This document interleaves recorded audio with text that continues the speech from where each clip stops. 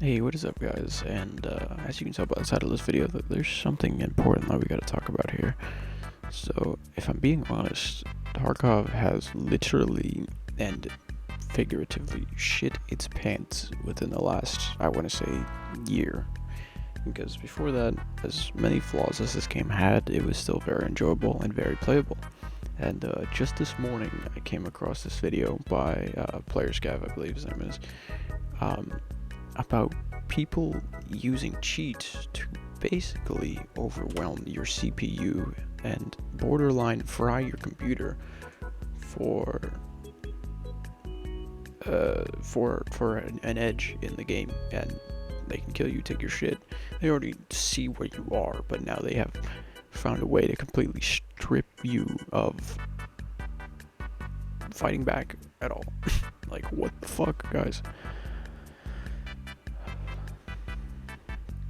I've been meaning to make a video about this game and the stuff that's going on in it for quite some time now, but holy shit, this has gotten way too far, man.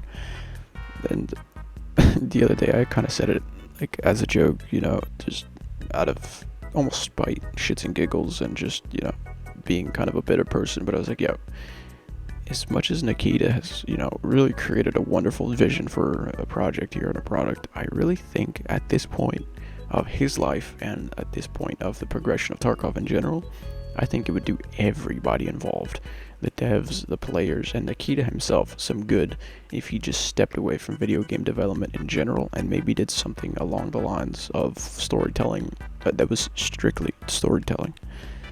And I mean, like, for real, man, because holy shit. If you've played Tarkov at all, if you keep up with the news, or if you've, had any lick of a sentiment from the community and what is going on in this game, if you watch any streamers or any YouTubers, literally anybody that has played the game at all with any kind of common sense of how games are supposed to kind of function and interact, then you know better than most people that Tarkov is not in a good place right now. Primarily just because there's so much wrong and there's so much that needs to be fixed, and instead of taking the time to fix these things, the game devs more often than not either get directed to do other things or just don't understand that other aspects of the game come first. Like, yes, as cool as it is for you to tweak the as cool as it is for you to tweak the M62 rounds to make them a little more comparable and usable, make them fair, whatever you want to do, that's great, dude. You know what we need more than that? Some fucking optimization, man. I'm under the impression that with this latest wipe going into January 2025, they have implemented the new Unity, or a version, an update of a new Unity engine or some shit that kind of makes the game a little jank. So I'll cut them some slack because I was able to figure out my settings more or less and still kind of play the game, enjoy a bit of it, before shit got too haywire. I only got to, like, I think level 9 this wipe or something. I don't even know, man. I've just not had the I have not had the wipe fever, the Tarkov wipe fever, as bad as I've definitely had it other times, man. Like, when I could run this game far worse, when there was less content and less stuff going on, is when I liked to play it more. I had more people to play with, the people that I played against were legitimate, and overall there just wasn't so much bad karma and drama revolved in just this massive soup of bullshit.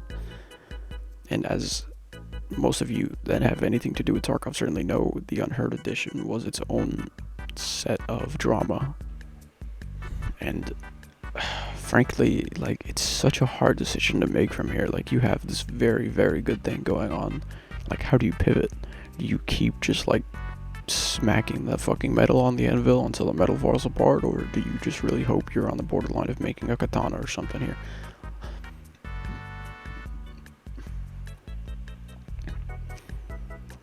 I'm not sure what the final result PSG is really looking for out of this game anymore.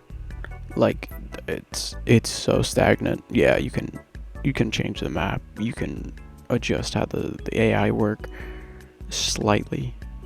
You can add a few more quests and, you know, add festive events, and well, that's fucking fun and dandy and all, but if the core problems of the game are not adjusted and taken care of, and if they're not the center focus, then everything else falls apart. All these cool little features, all these cool little, like, fucking things that all the other little dev groups are working on, while the bug fixers are, you know, bogged down the entire day.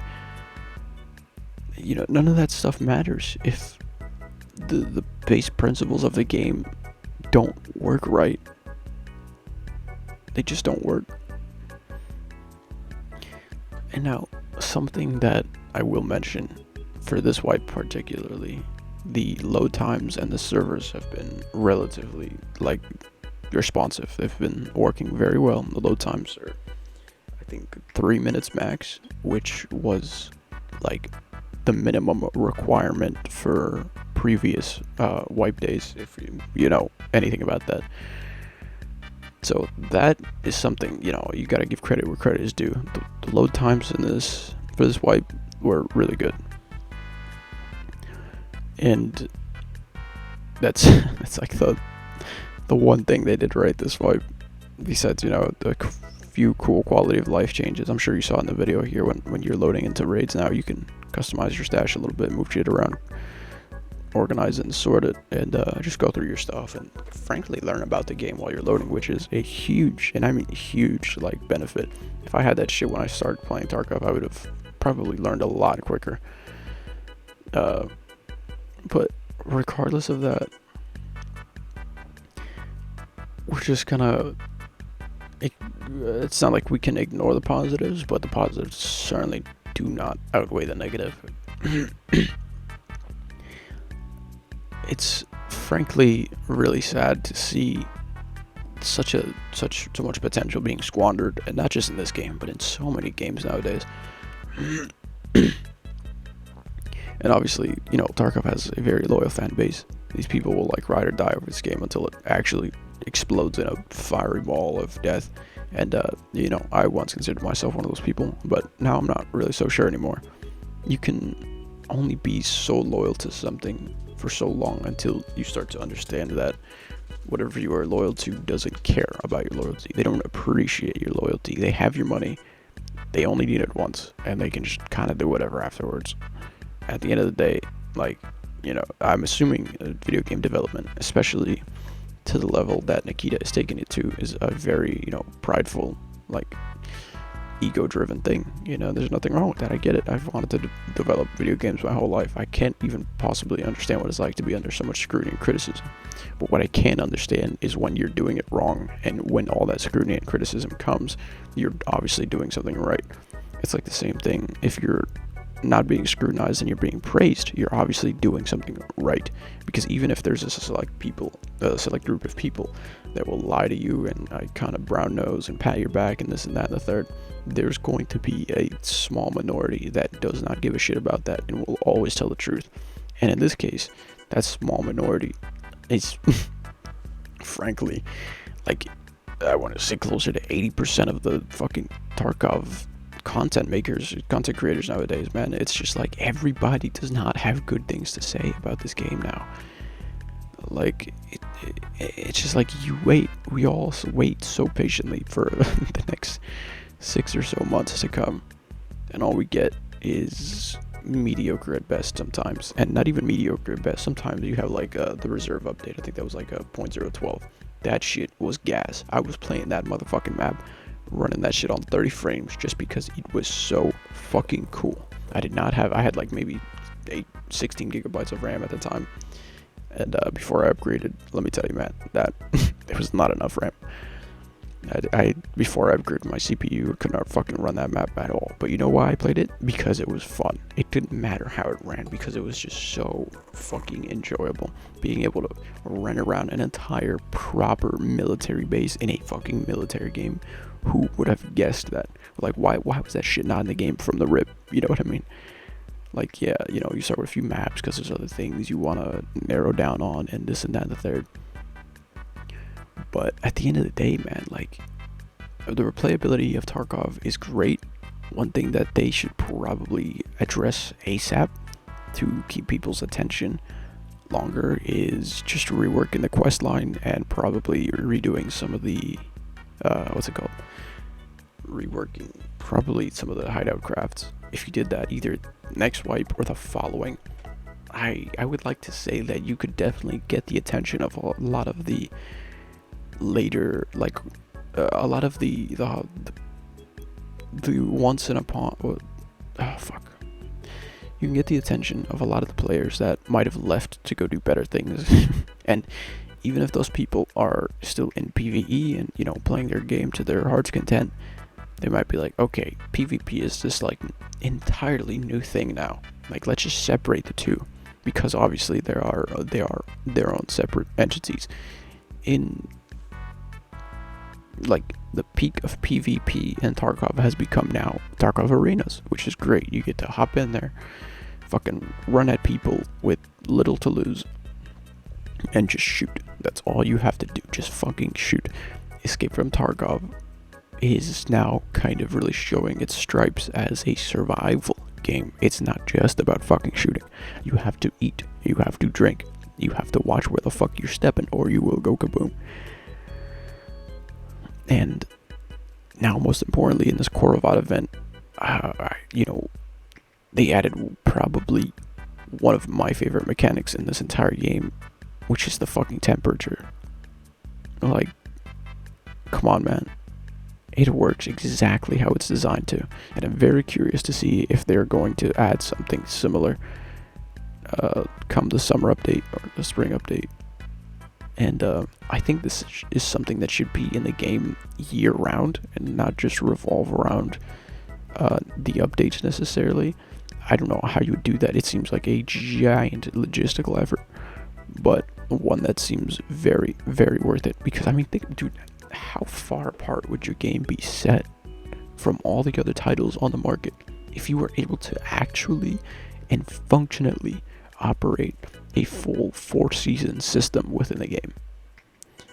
Like, come the fuck on, man. It's only a matter of time. The AI is just around the corner from diddling into video game development, if it hasn't been already. I know a lot of people use it to produce codes and strings and shit like that, but, like, I mean it, man. This shit is... I can only imagine what the next generation of video games looks like. Just hopefully nothing all that similar to how Tarkov has evolved. I've been playing this game before inertia was added. Like, I might not have the most hours just because I've got other shit to do, and frankly my attention span just, it don't work like it used to. But at the end of the day, you can't deny that this game has had a lot of steps in both directions, both forward for positive and backward for negative changes. And, you know, it's give and take. You kind of have to do both. You don't get to just pick and choose. You have to take leaps. It's like any other business, man. You gotta take leaps. You gotta take chances. Shit's gonna work out. Sometimes it won't. I understand that the tricky part about any one-time product is, especially for video games that require servers, maintenance, devs, people to squash out the bugs, people to come up with new content, you know, all this super fucking convoluted crap, especially for a game as big as Tarkov. It's a lot, man. It really is. I cannot give BSG enough credit for at least trying to do what they're doing. But I guess the reason I'm really making this video is to at least try to get the attention, if of not BSG at minimum, some of the other players and community, and be like, yo, what you're doing is kind of sort of working. Here are the things, in my opinion, that aren't working. Here are the ones that are. Because, you know, you got to give credit where credit is due. Like I said, the servers are absolutely fantastic this wipe. I was able to play pretty consistently. I don't think I really ran into too many cheaters.